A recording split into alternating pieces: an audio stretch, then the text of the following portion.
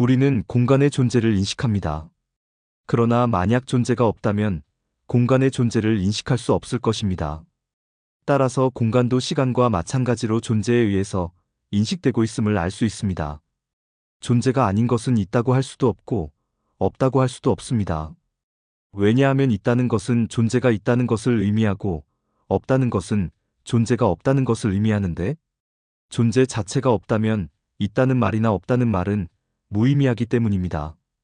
용수보살은 이러한 존재와 공간의 실상에 대하여 중론의 관육종품에서 다음과 같이 이야기합니다. 공간의 모습이 존재하지 않을 때는 공간이라는 존재는 없다.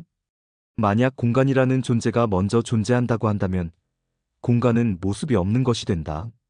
모습이 없는 존재는 어느 곳에도 존재하지 않는다. 모습이 없는 존재 가운데서의 모습이란 모습이라고 할 것이 없다. 그러므로 공간은 있는 것도 아니고 없는 것도 아니며 모습이 있는 것도 아니고 모습이 되는 것도 아니다. 지수와 풍식도 마찬가지다. 천박한 지혜를 가진 사람은 모든 법을 존재하는 모습이나 존재하지 않는 모습으로 본다. 이와 같이 보면 열반을 볼 수 없고 고요한 안식처를 보지 못한다.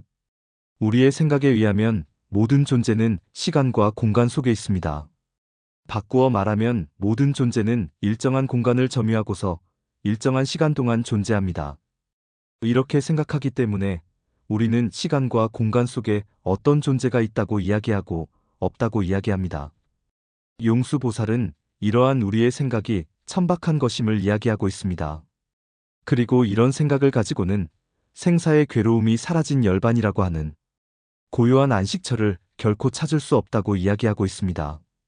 연기하는 실상의 세계에는 시간과 공간이 없고 존재도 없습니다. 이러한 공의 세계에서 중생들은 마음에서 연기한 허망한 생각을 모아서 존재를 만들고, 존재를 통해 시간과 공간을 인식하면서 자신의 존재가 시간과 공간 속에 존재하는 세계 속에 태어나 늙고 병들어 죽어간다고 생각함으로써 온갖 괴로움을 느끼고 있습니다. 이 모든 괴로움의 원인은 집입니다. 사성제 가운데 괴로움의 원인을 밝힌 집성제는 이것을 의미합니다. 우리가 멸해야 할 것은 연기가 아니라 이러한 괴로움의 원인이 되는 집입니다.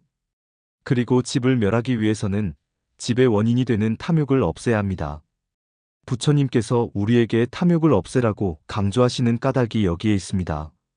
연기설의 인과관계. 연기라는 말은 분명히 인과관계를 의미하는 말입니다. 어떤 것이 인과관계에 있다면 원인은 시간적으로 앞에 존재하고 결과는 뒤에 존재해야 할 것입니다. 그런데 지금까지 살펴본 바에 의하면 연기하는 법계에는 시간도 공간도 존재도 없습니다. 그렇다고 연기법에서 인과관계를 부정하지도 않습니다. 과연 연기법에서는 인과관계를 어떻게 설명하고 있을까요? 우리가 인과관계를 시간적인 선후관계로 이해하는 것은 인과관계를 존재 사이의 관계로 보기 때문입니다. 그리고 이러한 인과관계에서 원인과 결과는 동시에 존재할 수가 없습니다. 예를 들면 씨앗이 인이라면 나무는 과입니다. 씨앗에서 나무가 나오면 씨앗은 없어집니다. 즉 인이 사라져야 과가 나올 수 있습니다. 이와 같이 원인이 되는 존재와 결과가 되는 존재는 한순간도 함께 존재할 수가 없습니다. 만약 인과관계가 이와 같이 원인이 되는 존재가 완전히 사라진 후에 그 결과로서 나타나는 존재와의 관계를 의미하는 것이라고 한다면 인과관계에는 커다란 모순이 있게 됩니다. 원인이 되는 존재가 사라졌다는 것은 무가 되었다는 것을 의미합니다. 그리고 새로운 존재가 생겼다는 것은 유가 생겼다는 것을 의미합니다. 그렇다면 새로 생긴 존재는 무에서 생긴 것이라고 하지 않을 수 없습니다. 어떻게 무에서 유가 생길 수 있겠습니까? 무에서 유가 생긴다는 것은 모순입니다. 따라서 우리가 생각하고 있는 인과관계는 모순인 것입니다. 우파니샤드의 인중유가설, 이러한 인과관계의 모순을 극복하기 위해서 부처님 당시의 우파니샤드 철학자들은 인중유가설을 주장했습니다. 무에서는 유가 나올 수 없기 때문에 원인이 되는 존재 속에 결과가 되는 존재가 이미 들어있다는 것입니다. 예를 들면 씨앗 속에 숨어있던 나무가 씨앗이라는 원인이 사라지면 나타나게 된다는 것입니다. 인과관계는 새로운 것이 생기는 것을 설명하는 이론입니다. 그런데 이미 결과가 되는 존재가 이미 존재하고 있다면 그것은 원인이 되는 존재를 필요로 하지 않을 것입니다. 그리고 씨앗 속에 존재하는 나무가 씨앗이 사라진 후에 나오는 것이라면 씨앗을 쪼개서 없애면 그 속에 있던 나무가 나와야 하는데 그렇게 되지는 않습니다. 따라서 인중유가설은 옳다고 할 수 없습니다. 사문들의 인중무가설, 인중유가설의 오류를 지적하고 나타난 것이 사문들의 인중무가설입니다. 결과는 원인이 되는 존재 속에 있는 것이 아니라 새롭게 생겼다는 것입니다. 그러나 이러한 인중무가설에도 문제가 있습니다. 씨앗 속에는 나무가 없습니다. 흙 속에도 나무가 없습니다. 씨앗은 흙 속에 심어져야 나무가 나옵니다. 흙 속에도 나무가 없고 씨앗 속에도 나무가 없기는 마찬가지입니다. 그런데 왜 씨앗은 나무의 인이라 하고 흙은 인이 아니라고 합니까? 그리고 인 속에 없는 과가 나온다는 것은 결국 무에서 유가 나온다는 것이 되고 맙니다. 인중무가설에도 이와 같은 오류가 있습니다. 시간 속에서 어떤 존재가 다른 존재를 인으로 하여 발생하는 것을 설명하는 인과설은 어떤 것도 오류에서 벗어나지 못하게 됩니다. 이러한 오류는 시간과 존재가 우리의 마음에서 연기한 의식의 내용을 모아서 통일적으로 구성한 것이라는 사실을 모르기 때문에 생깁니다.